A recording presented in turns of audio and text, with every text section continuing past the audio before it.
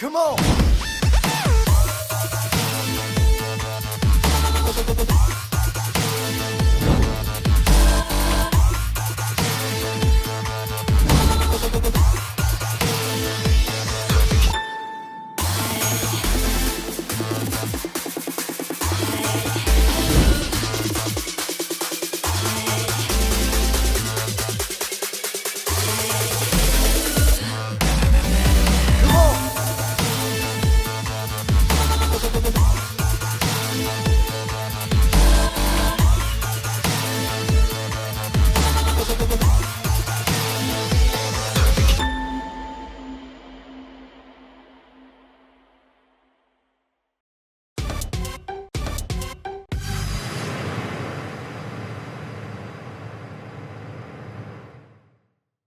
자, 시청자 여러분 안녕하십니까? 근데 안녕 좀 못한 일도 있는 것 같아요. 특히 요새 지금 경제가 난리인데 제일 좀 안타까웠던 일이 있었습니다. 바로 뭐냐면은 노사정 대화가, 요새는 노사정이라고 안 하죠. 경사노위라고 이제 표현을 하는데 노사정에서 한 걸음 더 나간 거죠. 그런데 안타깝게도 잘 이루어지고 있지 않고 특히 민주노총이 불참함으로써 실질적인 경사노위의 모습을 못 가져나가고 있습니다. 그래서 사실 좀 안타까운 모습을 갖고 있는데, 그렇다면 여러분, 노사정 협의회가 도대체 왜 이렇게 중요한 거냐? 우리는 경사노위라고 부르지만 노사정 합의가 왜 이렇게 중요한가? 그건 여러분 뭐가 된다?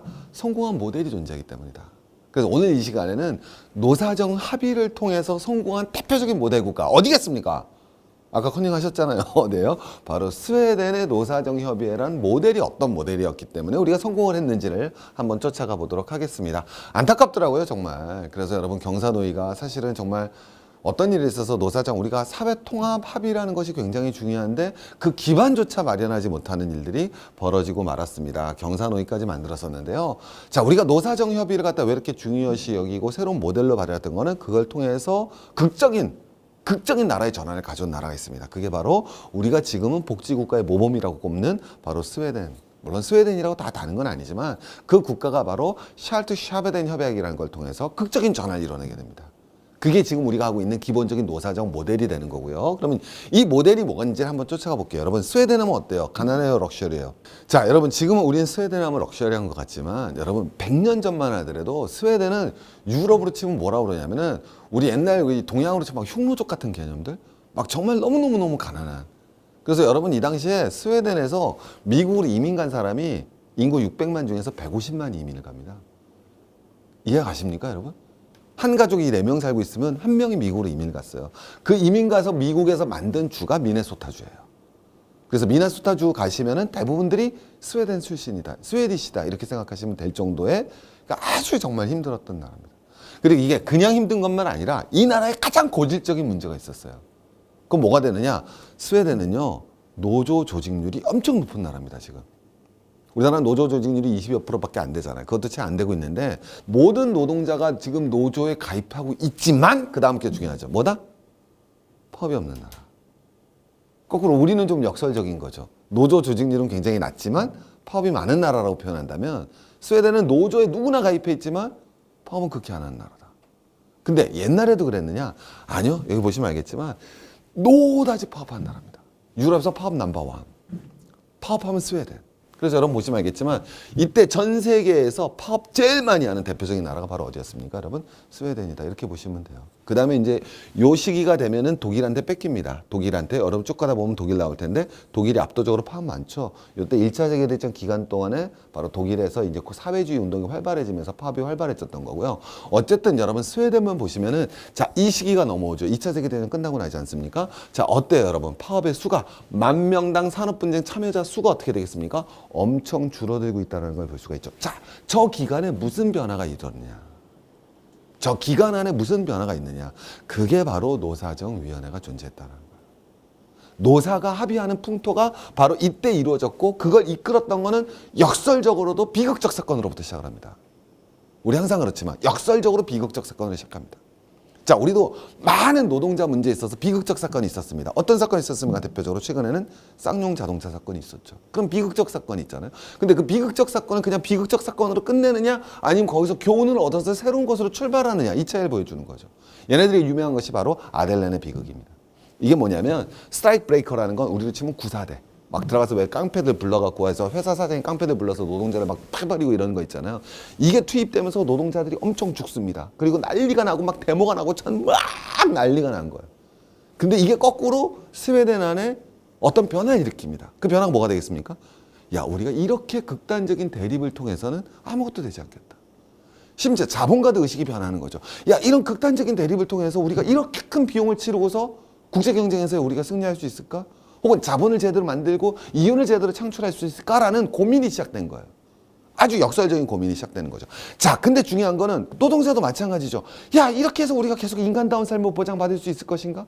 이런 사태로 우리가 이렇게 할 수 있을까 했을 때 스웨덴에 엄청난 지도자가 나옵니다. 그 사람의 이름이 바로 생소하신 분도 계시겠지만 비그 포로스입니다. 네. 이 비그 포로스라는 친구는 왜 이 친구가 위대하냐면 캘브레이즈가 이런 평가하죠. 경제학에서 케인즈 혁명. 케인즈가 뭐 한 사람입니까? 공황 때 유효소유 창출해갖고 경제의 전환을 일으킨 사람 아닙니까?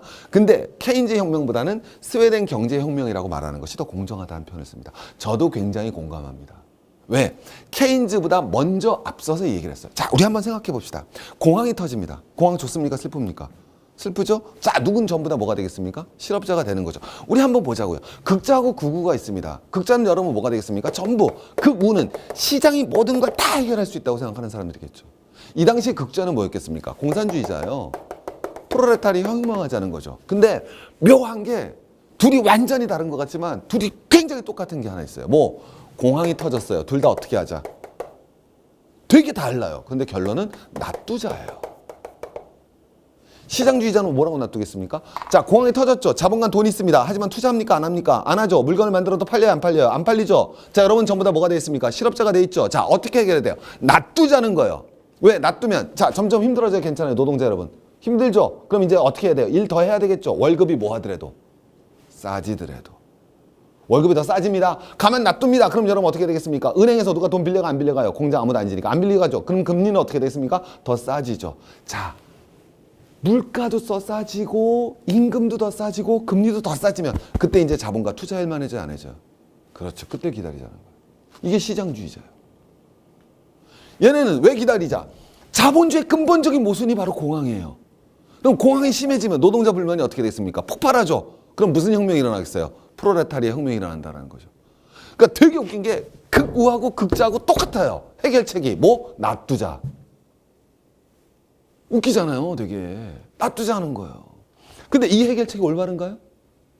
자, 이 해결책 프로레타리아 혁명해야 되겠어요? 이 해결책 그럼 임금이 완전히 더 낮아졌어요. 여러분 모든 국민의 임금이 낮아졌어요. 좋은 일입니까? 자, 지금 뭐가 부족합니까? 유효소요가 부족하죠. 근데 그 월급 받아갖고 유효소요가 나옵니까? 안 나오죠. 공황은 더 심각해질 수밖에 없습니다. 자, 이때 비그 포로스가 나오는 거죠. 이게 바로 시장주의자 막스 레닌주의자의 주장인데 비그 포로스는 이렇게 얘기하는 거죠. 야, 우리 정신 차리자. 뭐 사회에 지금 공황 무슨 소리야? 돈 있습니까? 없습니까? 지금 자본가들 돈 많죠. 자, 노동자들 있습니까? 없습니까? 많죠. 맞죠? 노동자도 있고 자본가도 있고 재료도 있는데 왜 공장을 안 돌려? 이게 얼마나 역설적이고 모순적이야. 근데 그걸 놔두자고? 야, 극자 그걸 놔두자고? 그거 놔두자고? 아니야. 우리가 케인즈의 말처럼 단 케인즈보다 앞선 거죠. 정부가 타협을 하기로 하자는 거예요. 노동자가 자본가 우리 타협을 해서 공장 돌리자. 정부가 앞장설게. 우리 셋이 합의해보자. 이게 비그 포로스의 아주 혁신적인 사고방식이죠. 굉장히 케인주의적 사고방식에 가까운. 그리고 극좌한테는 이렇게 얘기하죠. 뭐라고 하는가? 우리 3인자들은 무언가를 분배하려면 무언가가 이미 생산되어야 하는 것을 잊어서는 안 된다. 여러분 어때요? 좌파가 말하는 것 같지 않죠? 성장과 분배 중에서 어떻게 보면 성장을 우선시한다고 얘기할 수 있지만 이런 좌우의 균형적 사고를 가졌던 비그 포로스가 이끄는 사회민주당이 경제정책의 주체로 서게 되는 겁니다. 자, 그래서 우리 이때 나오는 스웨덴의 유명한 정책들이 나옵니다. 자, 어떤 게 나오느냐면 첫 번째 아주 재밌는 게 노동자들에게 기본적인 사회적 삶을 보장해 주자는 거예요. 자, 그럼 이거 자본가 좋아하겠습니까? 싫어하겠습니까? 싫어하죠. 근데 자본가들에게 설득을 하는 겁니다. 자, 뭐라고 설득하겠습니까? 아주 간단하죠. 선생님이 자본가예요. 하지만 선생님이 언젠가 자본가가 됐을 때 가장 중요한 건 누가 있어야 되죠? 양질의 노동자가 있어야 되죠. 자, 양질의 노동자가 이루어지기 위해서 뭐가 돼야 되겠습니까? 출산을 많이 해야 되죠. 그러기 위해서 뭐가 돼야 되겠습니까? 출산을 누구나 할 수 있는 분위기를 만들어야겠죠. 그다음에 출산만 된다고 여러분 양질의 노동력이 되는 건 아니죠. 인적 자본을 창출하기 위해선 거기에 따라서 뭐가 부과돼야 되겠습니까? 교육이 부과돼야 되겠죠. 그래서 출산과 교육이 보장이 되는 복지국가를 만들자라는 거예요. 그리고 자본가를 설득하는 겁니다. 이것이 궁극적으로 뭐가 될 것이다? 양질의 노동력을 확보하는 기반이 될 것이라고 자본가를 설득하는 거예요. 자, 이번에는 노동자들에게 뭘 설득하는지 한번 가봅시다. 자, 우리 아주 유명한 정책이 있습니다. 동일노동, 동일임금. 대한민국 사회의 가장 큰 이슈죠.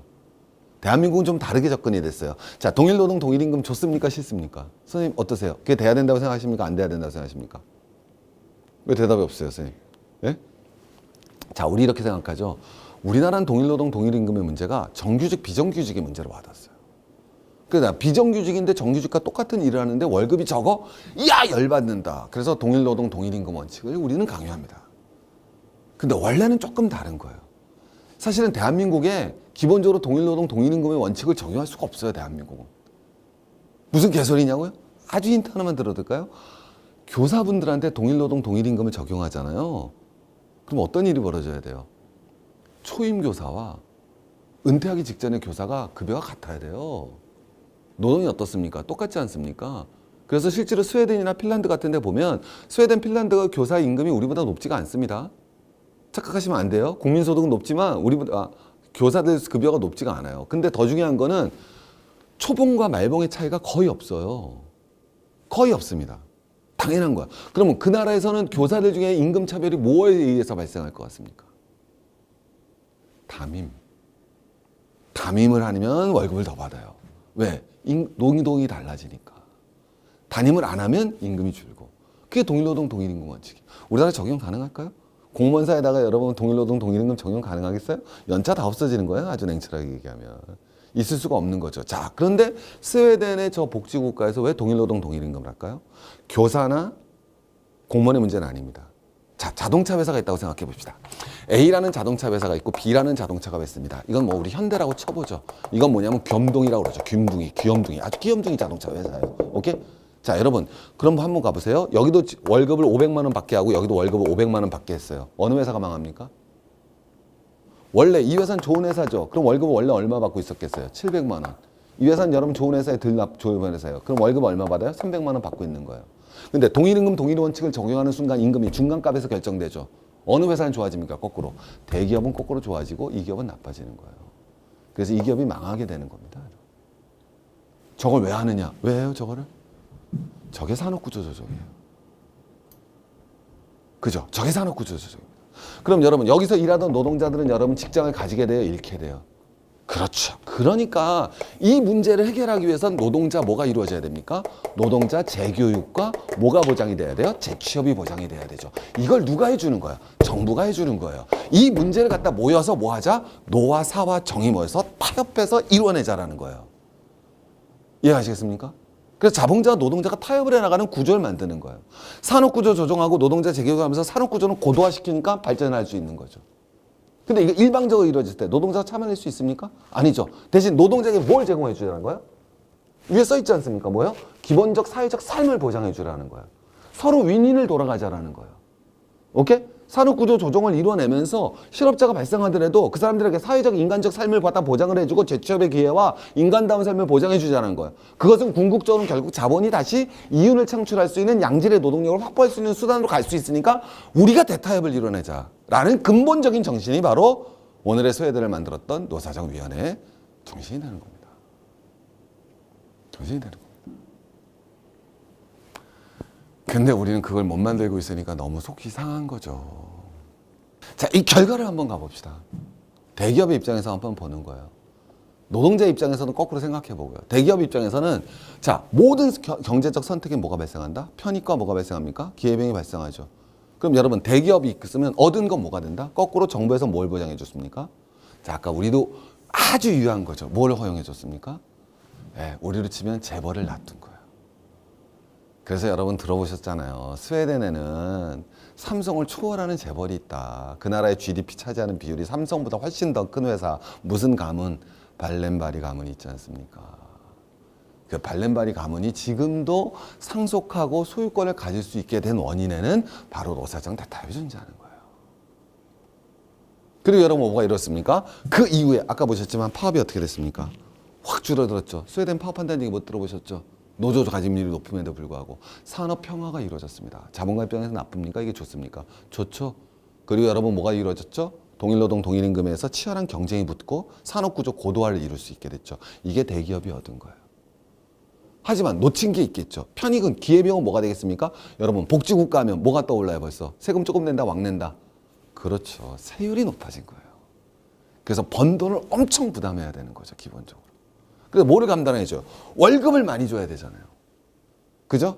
예. 사회복지 부담을 갖다 재정지출 수용한다는 건 복지비용을 대기업이 부담을 했어야 되는 거죠. 이런 대타협 구조를 만들어냈던 게 바로 비그포러스입니다. 그래서 우리가 경제학이나 사회학을 하는 사람들은 사실은 이게 북유럽 모델을 얘기한다 그랬을 때 북유럽 모델의 대표적인 국가로 스웨덴을 꼽고 스웨덴을 꼽는 이유는 가장 기본적으로 노사정 합의. 예, 우리는 그걸 갖다 무슨 시스템이라면 코오퍼레이션 시스템이라고 그러죠. 조합주의라고 표현을 하는데 그게 정확한 번역일지는 모르겠지만 그런 코오퍼레이션 시스템을 통해서 어떻게 보면 북유럽을 어쨌든 북유럽이 뭐 장점도 많고 단점도 많지만은 저도 그렇게 뭐 좋은 아니지만 어쨌든 세계의 어떤 모범 국가의 모습을 이뤄냈던 것. 뭐 여러 모델에 대한 비판이 많죠. 인구 1000만도 안 되는 걸 어떻게 우리한테 적용하느냐. 뭐 여러 특수성이다. 뭐 거기는 안보 문제가 없다. 이런 얘기를 하지만 자, 다 때려치고 그래도 어쨌든 예, 세계적인 모델을 만들었던 노사정위원회 스웨덴 모델 그리고 그걸 이끌었던 비그포러스 그리고 그것이 어떻게 이루어졌는가를 했을 때 이번 우리가 경사노위가 예, 이렇게 제대로 돌아가고 있지 않다라는 거는 개인적으로 정말 좀 너무 속상한 일이 아닌가 싶어서 우리가 다시 한번 사회 전체가 어떤 노사정 합의와 통합의 모델 그래서 윈윈하는 모델을 갖다가 만들어내는 것 모든 게임을 갖다 제로섬 게임으로 바라보는 것이 아니라 윈윈 게임으로 바라보는 시각이 필요하지 않을까라고 싶은 차원에서 오늘 강연을 말씀드렸습니다. 최진기의 생존경제는 계속합니다.